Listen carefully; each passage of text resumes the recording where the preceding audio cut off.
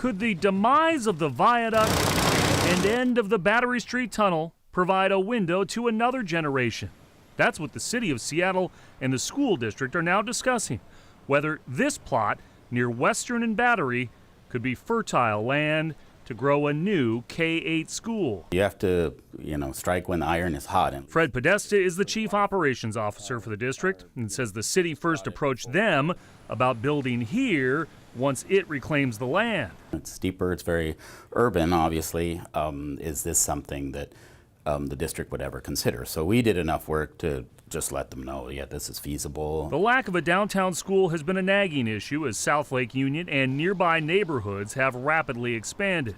How soon do you think these schools need to be built in Seattle, based on numbers and projections? 6 years ago. John Scholes is the president of the Downtown Seattle Association, which says population has climbed by 43% since 2010. Preschool, elementary, and middle school age numbers are up too. The number of kids living in South Lake Union up 373% in that time period.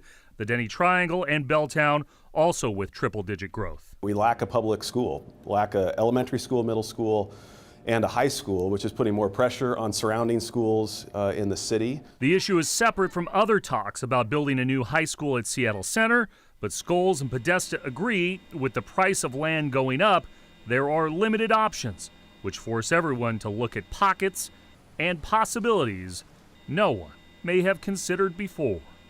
In Seattle, Chris Daniels, King 5 News.